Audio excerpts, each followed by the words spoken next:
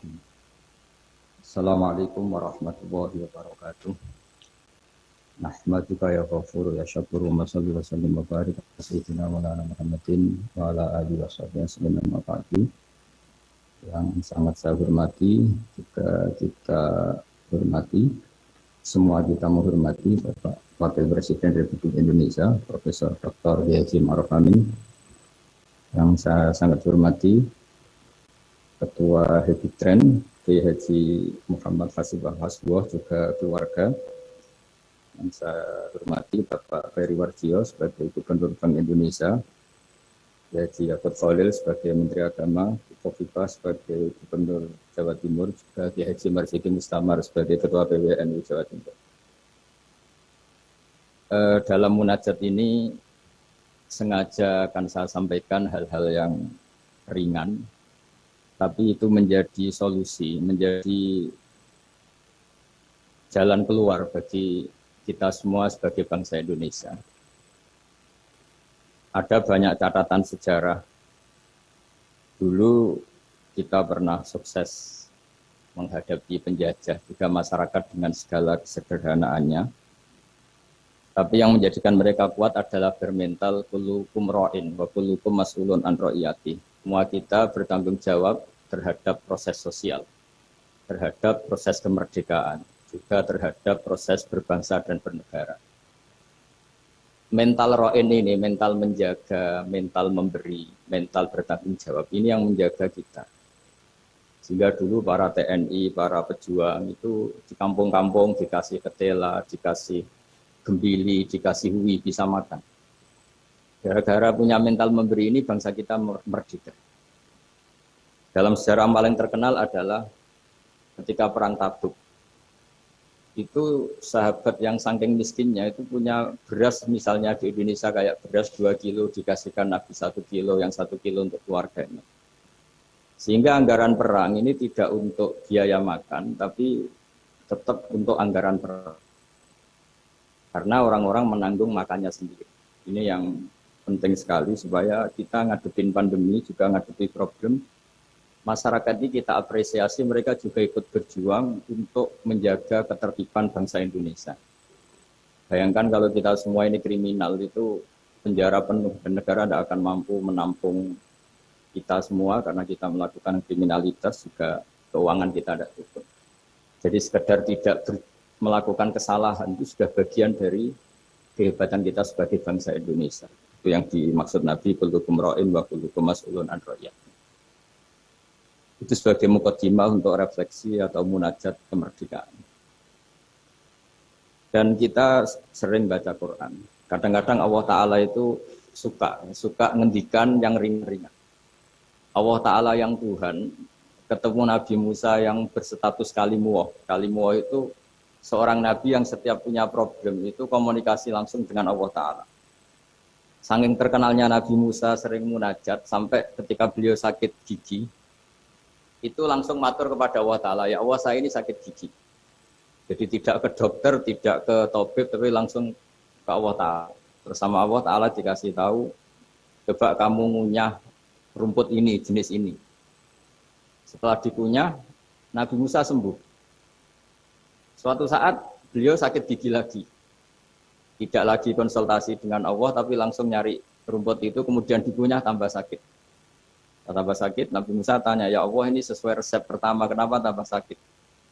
Resepnya Allah, dulu kamu percaya saya punya kekuatan menyembuhkan, sekarang percaya kamu sama rumput, silahkan minta sembuh dari rumput. Akhirnya semenjak itu jadi syariat bersama bahwa ikhtiar harus tetap hasbiyallah wa ni'mal wakil, meskipun tawakal juga harus tetap ikhtiar. Karena di semua cerita-cerita itu Nabi Musa tidak langsung disuruh berdoa, tapi disuruh ikhtiar, yaitu dengan mengunyah rumput tertentu yang menjadi obat sakit. Tapi di balik itu semua ada hal-hal dahsyat yang Allah Ta'ala itu ngendikan atau cara memperlakukan seorang kekasihnya itu ringan sekali, rileks sekali, sehingga banyak kiai-kiai kita yang rileks. Fir'aun itu betapa biadabnya Fir'aun, betapa bengisnya Fir'aun yang menindas bangsa Israel, Bani Israel. Tapi pertama ketika Allah manggil Nabi Musa itu pertanyaannya ringan sekali. Wa ma tilka biyaminika ya Musa. Kamu bawa apa? Padahal Allah tentu tahu. Ini Gusti, saya bawa tongkat. Ya. Kata Allah untuk apa? Atawakka'u 'alaiha wa husyu biha 'ala ghanami wal ya fiha ma'arif ukhra. Ya, banyaklah Gusti fungsinya tongkat ini. Untuk menghalau kambing saya ketika menggembala, untuk merontokkan daun-daun supaya dimakan kambing saya. Dan masih banyak lagi kepentingan yang lain. Kata Nabi Musa, wal ya fiha ma'arif ukhra, dan masih banyak kepentingan lain. Sehingga para mufassir mengatakan bahwa psikologi seorang rakyat ketemu presiden atau ketemu gubernur, apalagi ajudan, ketemu pimpinannya itu pasti takut. Cara menghilangkan ketakutan itu diajak ngendikan atau ngomong yang ringan-ringan. Saya tidak bisa bayangkan kalau saya ketemu Mbah Maimun terus ditanya, Mbah, kamu ngiyai kamu reputasinya sudah kayak apa? Yang sudah kamu pinterkan berapa? Yang sekarang jadi ahli sunnah berapa? Itu pasti saya gagap.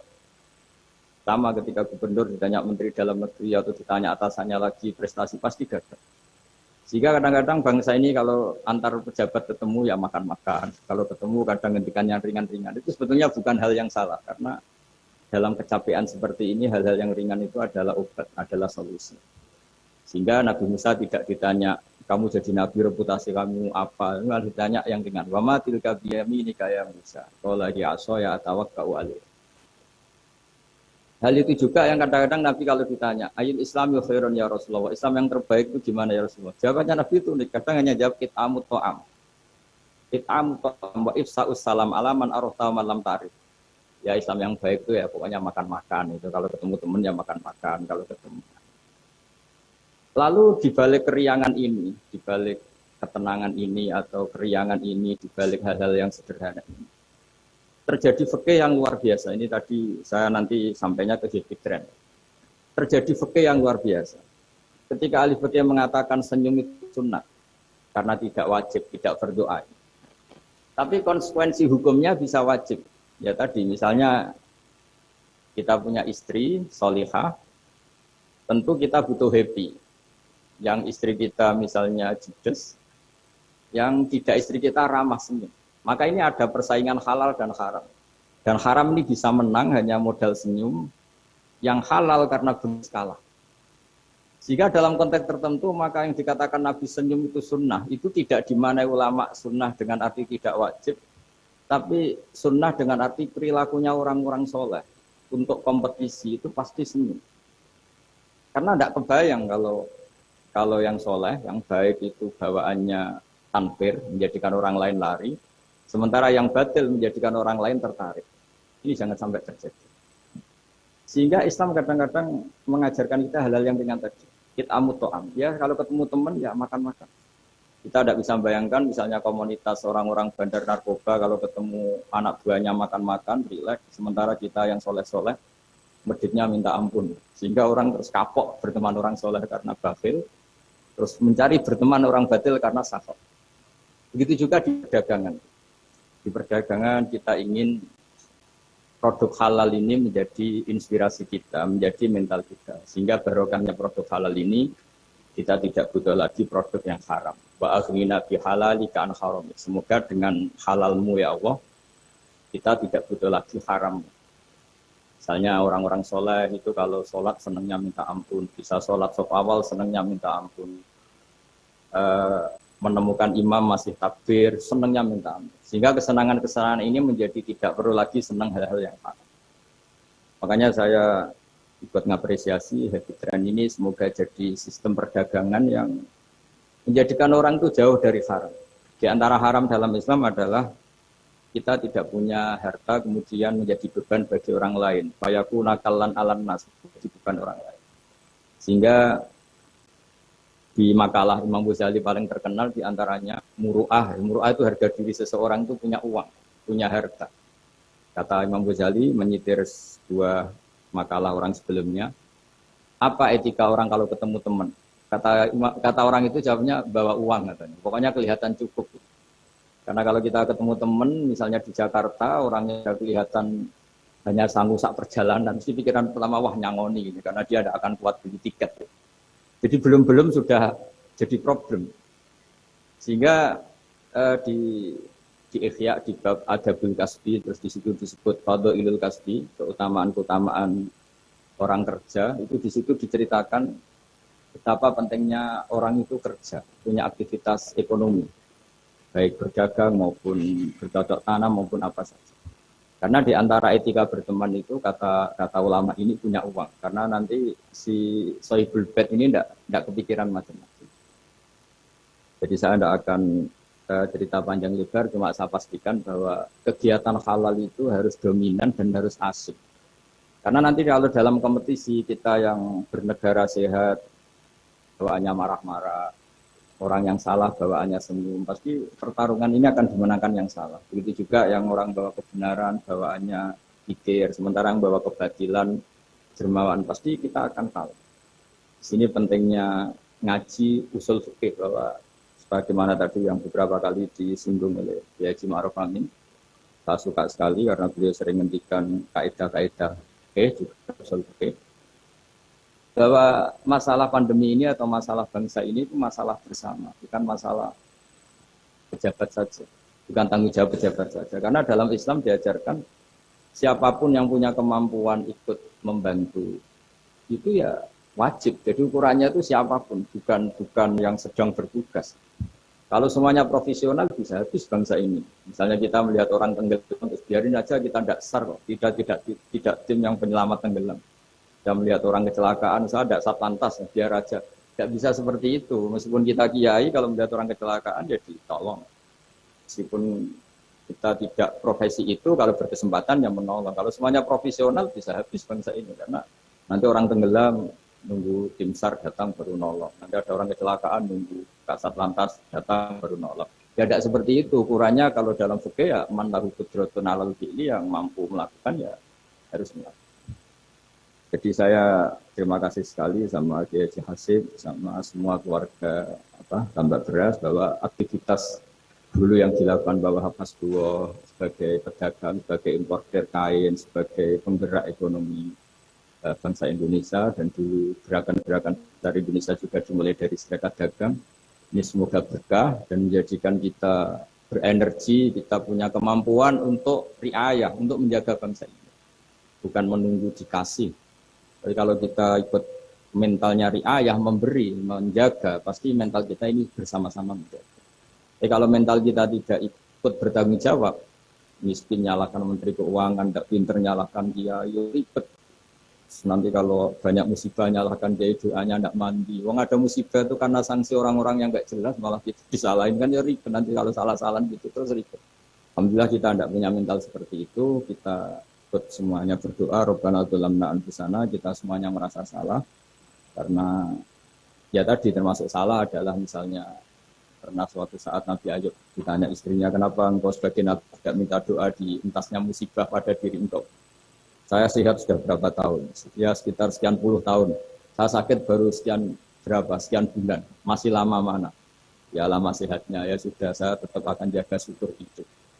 Nah, syukur ini penting bukan untuk dablek, tidak peduli, supaya jaga imunitas. Karena di antara nikmat yang paling pokok itu alladzi atamahu min ju'i wa amanahu min khauf. Orang bisa makan, hidup kita tidak terancam oleh kepunahan, oleh pembantaian, oleh chaos sosial, itu sudah luar biasa. Karena di antara sifat Allah itu yang memberi alladzi at'amahu min ju', yang memberi makan kamu dari kelaparan. Wa amanahum min khauf, dan memberi kamu kenyamanan. Kamu tidak takut. Itu sudah nikmat yang luar biasa. Saya sering bayangkan nikmat ini kayak apa. Kalau kita jadi orang Irak, orang Syria, kayak apa nikmat bangsa Indonesia yang teduh, yang nyaman. Ini harus kita syukurin dulu. Bahwa kita ingin nikmat yang di atasnya itu, ya ingin pandemi berlalu, ingin ekonomi baik, oke lah, tapi syukur dulu. Supaya tidak lupa lah bahwa kewajiban kita itu alhamdulillah dulu. Jangan karena kemerungsung ingin ideal terus yang sudah kita dapatkan kita hindarkan. Itu bahaya sekali dalam muamalah sama Allah Ta'ala. Sebagaimana tadi yang diskusi yang disitir Bapak Wakil Presiden, siapa yang tidak syukur atas nikmatku, tidak sabar atas balaku, itu maka silahkan mencari Tuhan selain aku, tapi jangan menempat bumiku, jangan menempati bumiku, jangan pakai langitku. Intinya itu betapa bahayanya kita kalau tidak syukur. Saya kira demikian, dan saya terima kasih sekali atas kegiatan atau ide jadi tren, tapi saya mohon semohon-mohonnya bahwa ini adalah bagian dari meneruskan tradisi dulu, mulai Pak Wahab, mulai Pak Hasim, mulai Pak Bisri, mulai semuanya lah tokoh-tokoh dari ormas manapun, termasuk dulu ada Serikat Islam, ada Serikat Dagang, karena semuanya ini akan membangkitkan bangsa kita dari keterpurukan. Harus jadi kompetitor yang baik, sehingga masyarakat ini berkebutuhan yang halal. Karena orang nikmati laba dari dagang, dapat uang dari bisnis, mereka antipati dapat uang dari nyuri, dari korupsi. Jadi semua kebaikan harus dinikmati untuk dalam rangka wa aghnina bi halalika an haram, supaya kita cukup menikmati yang halal sehingga tidak berkebutuhan lagi sama yang haram. Begitu juga dalam berekonomi, berbisnis dan berperadaban.